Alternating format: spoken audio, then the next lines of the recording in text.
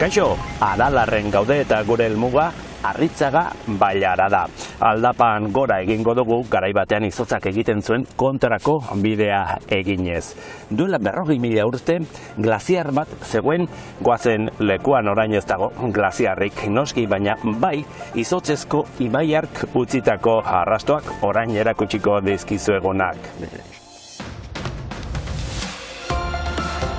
Glaziarrak badauka igadura egiteko ahalmena handia eta hor utzi du deposito bat.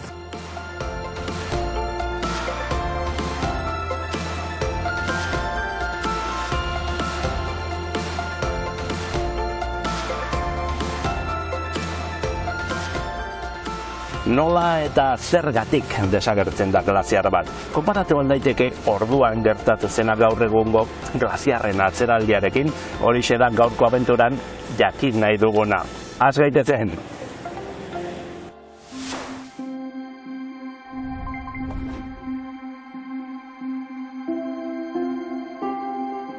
Aralarren historiak 180 milioi urte ditu.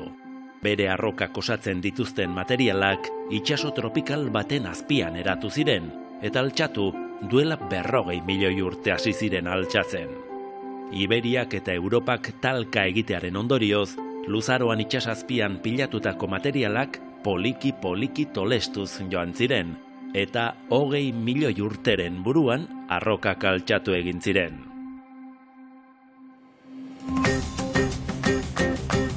Gaurko abenturan ez dugu atzera hainbeste egingo.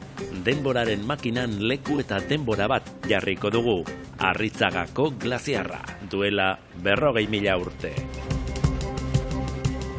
Geologian milioika urteko epeak edo denbora tarteak erabiltzen dira. Guk orain 40.000 urte baino ez dugu atzera egin behar. Bada zerbait ez da, 40.000 urte atzera. Zer gertatzen ari zen duela 40.000 urte inguru honetan? 40.000 urte berez, geologikoki ikusten baldin badugu ez da hainbeste denbora. Kontutan hartzen baldin badugu lurraren historia dituela 4.600 milioi urte. 40.000 urte... 40.000 urte da azkenengo segundua, ez? Baina, momentu horretan mundu mailan geunden sartuta azkenengo glaziazioan. Eta bazen gainera azkenengo glaziazioaren momentu berezi bat, ze orokorrean klima zen hotza, baina baita ere nahiko hezea. Bitxia da ez zelako izan momenturik hotzena, baina bai hezeena. Bale, hori gogoratu. Faktore hori kontuan izan behar dugu, glaziarra sortu edo jaiotzerako garaian, ez da? Salbuespena da, Arritzagako glaziarra, ezakit Euskal Herrian beste toki batzuetan gertatu ziren horrelako prozesua, edo faktoreak berdinak izan ziren eta glaziar bat sortu zen.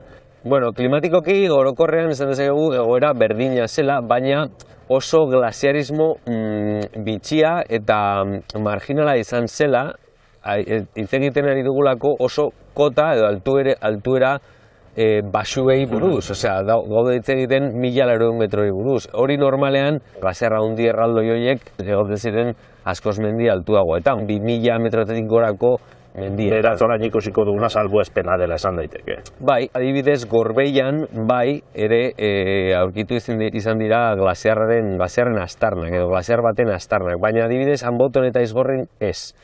Eta pentsatzen zaigu, bueno, berez, inkluso Aizgorri altuagoa da. Zergatik ez dira eman adibidez Aizgorrin prozesu glaziarrak. Aizgorrin malda altuagoak daude eta orduan elur hori azkenean erori egiten zen beragoko beremuetara eta ez zen pilatzen goiko maila horretan, ez da teilatu bat bezala. Azkenean teilatu bat edo pizarrasko teilatu batean ez da pilatzen eta erori egiten da. Hemen ipintzen baldin badugu teilatu bat pizkaldagoagoa, hor bai pilatu daiteke lurra. Eta hori da Aralarren eta Gorbeian gertatu izan zena. Orain ez dago glaziarrik, ez dago arrastoak baino ez ditugu ikusiko. Zer ikusiko dugu? Saiatuko gara ikusten zeintzuk dira glaziar honek utzitako astarnak edo pistak. Eta hori da pizkak guk daukagu lana, ez? Detektibe moduan ikustea paisaian eta erliebean dauden formak eta baita ere depositoak. Glaziarren detektibeak, gustatu zait, gutxi gora bera. Bai.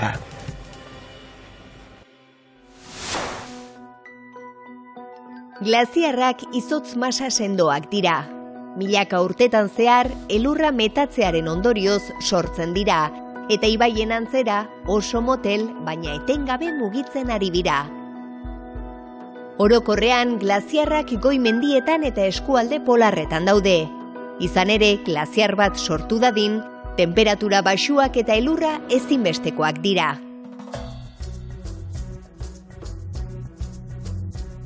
Lurraren 10% inguru glaziarren izotzak estaltzen du. Egun Antartikan dago glaziarren azalera eta volumen handiena. Lurreko izotz guztiaren 80%. Ondoren, Groenlandiako uhartean dago izotz gehien.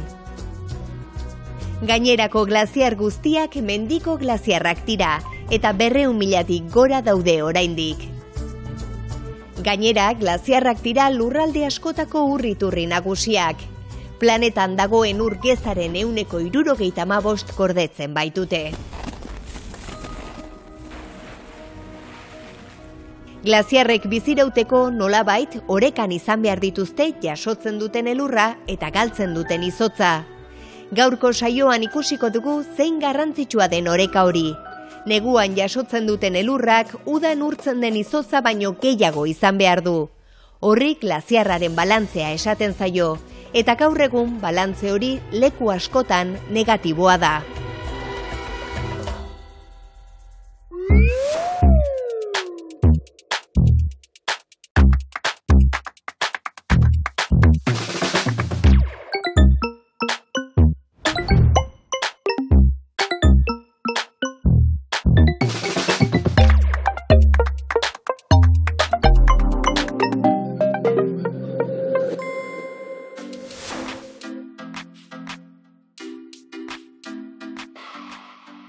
Bueno, Inauti Izagirre Estiberiz naiz, Lagoi Bartarra, geografia irakaslea EHUn, eta glaziarrak ikertzen ditut, glaziologia masterra egin nolako Txilen, eta gabiltza batez ere mendiko glaziarren munduan sartuta, Patagoniako glaziarrak badia eremu nagusi bat kasu hortan, baina baita ere, adibidez, Pirineoetan dauzkagun azken glaziar txiki horiei, azken ahotsa edo emateko aleginean gabiltza, ez? Egia esan Euskal Herrian glaziaro gutxi gera momentuz, bai herrikoetan EHUn, da gero beste bat lankide Basque Center for Climate Change-en, baina bueno, nik uste jendea animatu beharko litzatekeela izotza eta hotza ezagutzera eta ikertzera, ez? Normalean beti mendikoa erakusten dugunean da gure denboraren tarte txiki bat, ez? Eta denbora gehiago pasatzen dugu hemen bulegoan jarrita eta batez ordenagailu aurrean ikerketak egiten, da gero gauzak idazten, ez?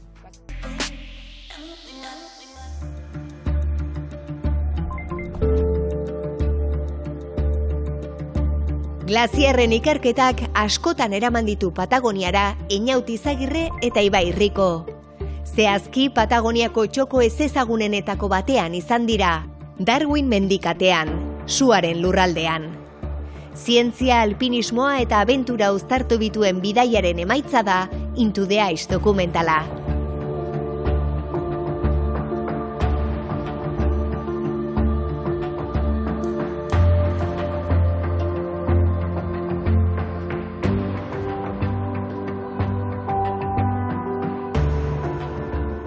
Eta meretzian hasi izan pixkat proiektu hau martxa hartzen, Into the Ice izena eman genion, izotzerantz edo izotzaren barnerantz bi zentzutan, ez? Alde batetik, nolabait izotzak ematen digun informazioa jasotzeko, ez? Batez ere glaziarren goialdean gertatzen den hori dan hori jakiteko non Darwin mendikatean, Tierra del Fuegoko archipelagoan. Be eremuan gertatzen dena badakigu zer dan, bertan izan dialako espedizio zientifiko batzuk ikerketak egiten, baina goi eremuan gertatzen dena guztiz ezezaguna da. Eta orduan pixkat hortara joan gira, goi eremu horietara, non glaziarren bilakaera ezagutzeko, beraien osasuna nolakoa dan ere jakitea garrantzitsua zen. Izan ere, gune hau ikerketarako berezia da. Laborategi natural isolatu bat. Andetako mendikateko hego muturrean, Patagoniako izotz eremu erraldoien eta Penintxula Antartikoko glaziarren artean kokatua. Adibidez jakiteko elurrak nondik erortzen dian, zer prezipitazio mota daukagun, elur prezipitazio hori nola bilakatzen den izotzera, zer eragin daukan horrek glaziarren osasunean.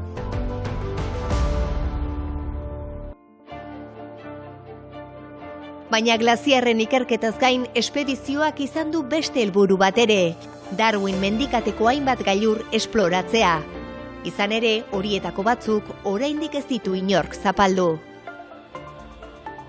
Hortaz gain badago bigarren hanka bat edo, ez? Nolabait da, geografikoki ez ezaguna den eremu bat, goimendi eremua da, mendi asko oraindik igoa bai daude, saiakera ezberdinak izan dituzte, tartean adibidez Roncagli mendia aipatuko nuke edo Roncagli mendiaren gailur nagusia, 5 saiakera izan zituen 1970 hamarkadatik, eta bazan hor zegoen nolabait inkognita edo deiadar bat, ez? Deiadarrari jarraituz, Roncagliko gailurrera igotzea lortu zuten espedizioko bikideek. Equipo Chorizo, aquí equipo Salami, ¿me copiáis? Copiamos aquí en Campamento, adelante. Bitartean, Into the Ice espedizioaren dokumentalak Pirineos Mountain Film Festivaleko laburmetrai onenaren saria lortu berri du. Ikustot hori da gainera pelikulak ere erakusten duna, ez? Talde lanak daukan balioa eta garrantzia, eta batez ere Darwin mendikata bezalako eremu oso ez ezagun eta urrun bat gizarteratzea, ez? Gizartera irakustea badiala munduan gaur egun horrelako paisaia ikusgarriak oraindik gizakiak gutxi ikutu ditunak, ez?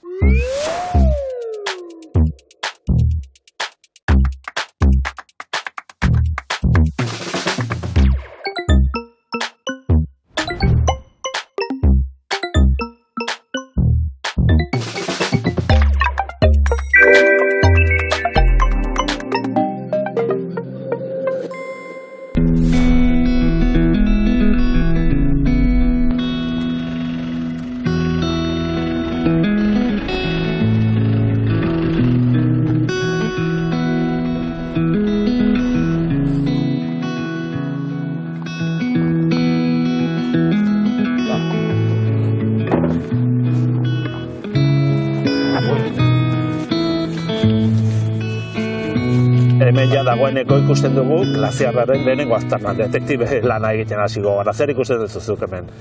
Bueno, aztarna importanteena da deposito hori. Azkenean glaziarrak badauka higadura egiteko ahalmena handia eta arrastatzen ditu, eramaten ditu arrokak eta hor utzi du deposito bat. Ikusten da zerbait erantxia edo izango balitz bezala, ez da? Ikusi dezakegu azkenean izotzaren sakonera hemen. Ze pentsatu zuhaitz dauden puntuan gutxi gora bera, glaziarra horraino heltzen zen, jeisten zen adanetik, eta orduan sakonera hemen ikusten diogu. Bintzat, 100 metro bat, bazeukan, bai.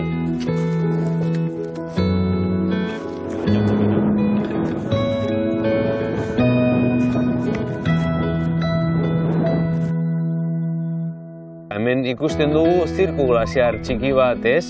Eta hor ikusten da nola, hor izotza pilatu egiten zen eta gainera izotza jeisterakoan eman dio forma eta higatu egin du mendia eta ikusten zaio erdi borobil hori eta gainera horma horiek edo pareta horiek ere izotzaren higaduraren arrastoak dira. Elurrarekin ere nabari da non biltzen zen edo non pilatzen zen. Incluso gaur egun hor biltzen da lurra, azkenean da paralelismo bat. Azkenengo sesioan temperatura hotzagoak ziren, elur gehiago pilatuko litzateke eta izotza gertuko zen, baina gaur egun gure klima hor, hemen ez daukago elurrik, hor bai eta hor zen izotzaren faktoria edo hor eman dezen zirkul glaziar hauetan.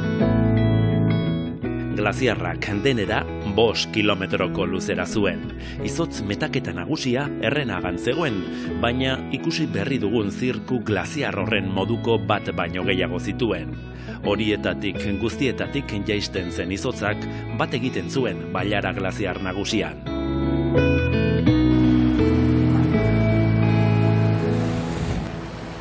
Eskolan ikasi nuen ibai, glaziarrek U formako aranak sortzen dituztela, Bailarak eta ibaiek V formakoak. Zuzen, ez da, hemen nik ez dut V bat bai, han U itxurako zerbait. Bai, bueno, hemen Aralarren, hori, pizkat detektibe lan egin behar dugu, baina bai ikusten dira glaziarraren aztarnak bereziki goiko parteetan, ez? Figatzen balin bazarete, bai dauka izotzak utzitako U forma hori, azkenen izotza jeitsi egiten da, eta usten du U forma hori, ez? Eta berago, ze gertatu da, glaziarra desagertuta gero, hemendik ere, beko partean, materialak errezagoak dira igatzeko eta ibaiak bai utzi dio V forma itxura hau. Mapak, bidaia liburuak eta abentura zantzuak topatu ditugu Einaut Izagirrek eta Ibai Rikok duten bulegoan. Mendian, landa lanean bildutako datu guztiak hemen aztertzen dituzte. Patagonian zein Piriniotan aritzen dira glaziarrak ikertzen. Eta klima larrialdiak glaziarrak nola kolpatzen dituen bertatik bertara ikusten ari dira. Pirinioen kasuan 10 hamarkada bat daramate mendiko glaziarrak ikertzen. Pirinioetako glaziarren kasuan esan dezakegu behin azken fasean daudela, ez? Nora ez simil bat egitarren desagertzear dauden espezie bat diala esango genuke, ez?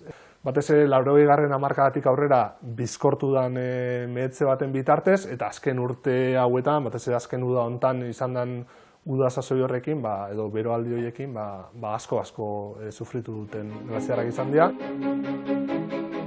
Urteetan bildutako datuek argi adierazten dute Pirinioetako glaziarren bilakaera zein den. 1980ko hamarkadan 40 glaziarretik gora zeuden. 2011 urterako 24 glaziar geratzen ziren. 2021ean 21 eta 2023an soilik 18 gelditzen dira. Glaziar izatetik izoztegi izatera pasatu dira asko. Mugimendurik gabeko izotz masa txikiak dira orain. Argi dago, glaziar batek orekan egon dadin, behar duena da batetik elur pilaketa eta baita ere izotz galera, baina nolabait balantze baten barruan, ez?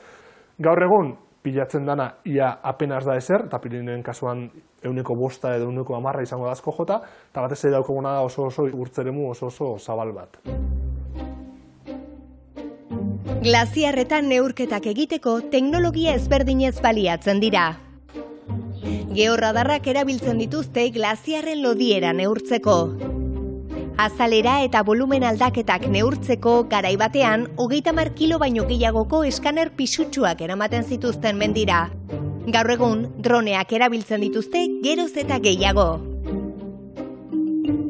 Teknologia asko hobetzen nahi da, bai satelite irudiak eta nolabait etxetik egin daitezkeen lanak, baina baita ere lana egiterako orduan droneek ematen dizkiguten aukerak gero eta aproposago eta efikazagoa dira nolabait. Azkenean droneak daukana da argazkiak modu aereoan ateratzeko ahalmena, batez ere vertikalka ateratzen ditu eta bata bestearen gainean gain jartzen diren argazkiak izan ohi dira.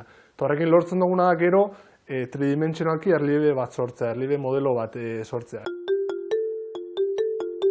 Droneak argazkiak oso jarraian ateratzen ditu, bata eta hurrengoa zati batean gainezarriz. Hegaldian ateratako argazki guztiekin erliebe eredu bat sortzen dute. Hemen dauzkagu adibidez, Anetoko glaziarra eta bere ingurua sortzeko 222 argazki atera ditu droneak, eta bata bestearen gainean gain jarri dianean, identifikatzen ditu aplikazionek, plataformanek, puntu zehatzak argazkien artean berdina dianak. Orduan, behin hori eginda, gero egin dezakeguna da, puntu hodei bat sortu. Eta hori da aplikazioak sortzen diguna, erresoluzio oso altuan, eta orduan, gero egin dezakeguna da, modelo bat bestarekin konparatu, puntu hauek erabiliz. 2022an sortutako eredua kasu honetan, 1981eko eredu batekin alderatu dute, hau ere beraiek berreraikitakoa da. Eredu bat bestearen gainean jarri dute glaziarra nola aldatu den ikusteko. Mendiak bere horretan mantendu dira, baina izotza agente dinamikoa den heinean aldatu eginda. Inguruko arroka ama, txuriz eta grisez dagona, da mugitu ez dana, eta glaziarra izan da norabait aldatu dana. Kasu honetan, ikusten duzuen bezala nahiko negatiboa dian baloreak emanez. Bataz beste, 35 metroko mehetzea glaziarrak azkenengo 41 urtetan. Hala ere puntualki, zonalde batzutan, 80 metrotik gorako mehetze izan du Anetoko glaziarrak, ez? Anetokoa eta Biñemal mendiko osu glaziarrak dira kaltetuenetako bi. Anetokoa da glaziarrik handiena, 40 hektarea inguru bitu. Atzetik datoz Biñemalekoa, Maladetakoa eta Monte Perdidokoa, 10 hektarea baino gehiagokoak. Gainerako glaziar guztiak txikiagoak dira. 2022ko temperatura altuek bereziki erasan dituzte glaziar horiek. Gutxi gora bera, azken hamarkadan, 2011-tik 2020ra Pirinioetako glaziarrak bataz beste metro bat mehetzeziala urtero. Azkenengo urtean gertatu duan berote fase guztiekin, tasa hauek hirukoiztu egin zaizkigu, 3 aldiz gehiago izan da urtu dana Anetoko glaziarrean, edo adibidez Biñemaleko glaziarrean osun 4,5 metro bataz beste urte bakarrean. Orduan, karo, pentsatu gainera, daukaten izotz loiera oso murritza dela, Biñemalen kasuan asko jota 30 metro izango ditu maksimoetan, eta Anetoren kasuan maksimoak 40 metro ingurukoak dira, baina bataz beste 11-12 metrokoa da daukan izotz kopurua. Argazkia, larria bezain argigarria da, datuek hala diote. Ze da espero duguna, datozen hamarkada gutxietan, 10-15 urtetan asko jota, glaziar gehienak desagertuta izango dira, edo glaziar izatetik izostegi izatera pasako dira. Pirinioetako glaziarrak ezagutu nahi izan ezkero ez utzi biharko, zeren bihar agian ez diagongo. Hau da, gaur joan baldin bazaitezke aprobetxatu eta ikusi. Jendeari animatuko nioke, pixkat etxe ondoan daukagun balio erantzi hori ezagutzera, ez?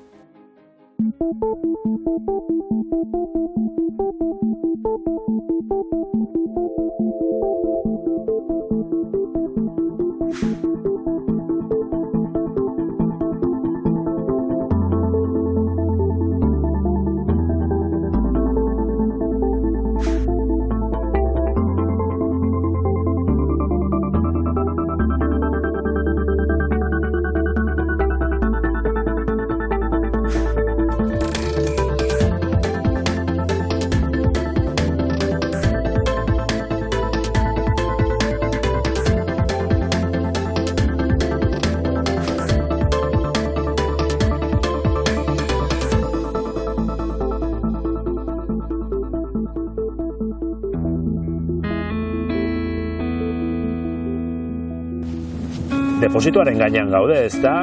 Hemen bukatzen zen, hiltzen zen glaziar. Bai, pixka berago, horraino gori pasatu eta ja mila hor amaitzen zen.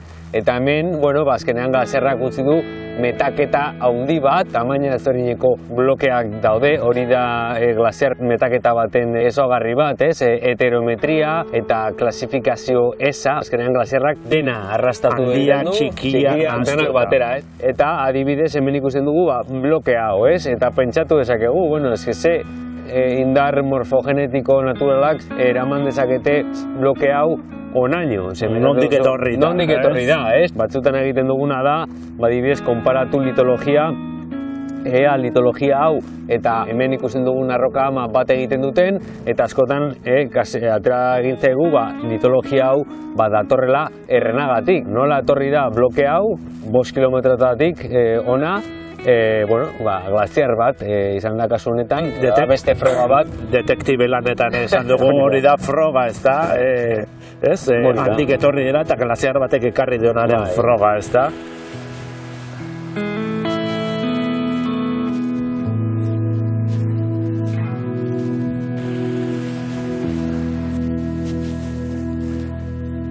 Hemen kontuz, abenturak segitzen du. Hemen depositua metaketa ia agerian ikusten da, ezta? Bai, hemen ikusten dugu mota eta tamaina guztietako materialak txikia, dena nahaztuta, ikertu genuen eta bai, ateratzen zitzaigun metaketa glaziar bat zela. Glaziar osoa desagertu zen. Ezakit konparatzen dagoen desagertze prozesura, aspaldiko prozesura, gaur egun glaziarrak bizi duten gainberarekin, atzeraldi ikaragarriarekin. Beti egon da aldakortasun hori naturalki kliman, baina orain gu bizi dugun momentua bitxiena da askartasuna. 50 urteetan egoten ari den beroketa eta atzera glaziarra hori da beretan oso azkarra den. Lurrak dituen ziklo horiek baino askoz azkarrago forzatzen ari dugu sistema klimatikoa. Prozesu hori, desagertze hori bultzatzen ari garela. Hasieran esan dugu, ez? Denbora nola den garrantzitsua eta erlatiboak geologian, 40.000 urte gutxi baziren geologian, 50 urte are gutxiago. Are gutxiago hori da. Eta glaziarrak desagertzen ari dira epe horretan.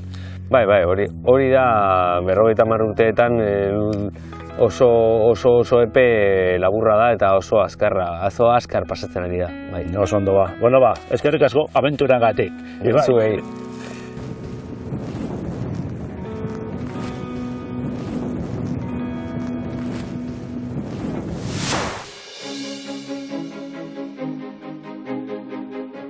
Diagnostikoa argia da. Glaziarrak atzeraka doaz nabarmen, eta geroz eta zonalde gehiagori eragingo dio horrek. Eta ondorioak ere izango bitu. Mendiko glaziarrak galtzen ditugunean, nolabait ari gara galtzen balio handi bat duten elementuak, ez? Eskala globala kontuan hartuko bagenu, orain arte itsasmaiaren igoeran kontribuitzaile edo gehigarri izan dian elementu nagusiek izan dira, baina baita ere adibidez ur erreserbetan, ez? Asiako goi mendia, Himalaia edo Andeetan ur erreserba garrantzitsua dialako eta nolabait urribilguetan erregulatzaile ere badialako, ez? Urremarietan adibidez.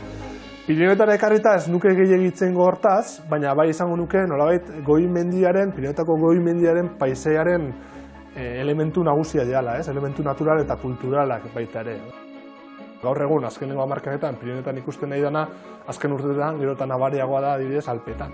Eta holagoaz pixkanaka mendikate ezberdinak lotzen eta Pirinioetan gertatzen nahi dana egun urrengo urteetan hasiko da edo ari da gertatzen Alpetan edo beste mendikate batzuetan eta mende erdialdera bitartean gertatuko da Andeetan eta beste hainbat sistema handiagoetan eta horrela iritsiko gara mende amaierara adibidez esanaz gutxienez Alpetako glaziarren erdia edo bi ere baino gehiago desagertze zorian egon daitezkeela.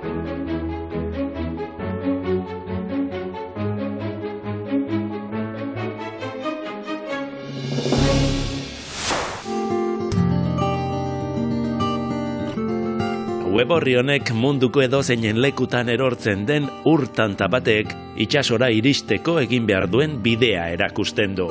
Adibidez, Aralarren erortzen den lekuaren arabera Kantauri itsasoan bukatuko du, edo ia 600 kilometroko bidaia egin beharko du Ebrontzear Mediterraneo itsasoraino.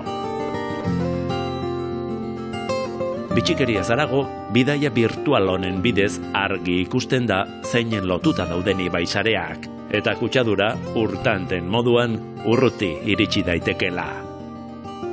Gure bidaia hemen bukatuko da, datorren astean gehiago eta urrutiago. Agur!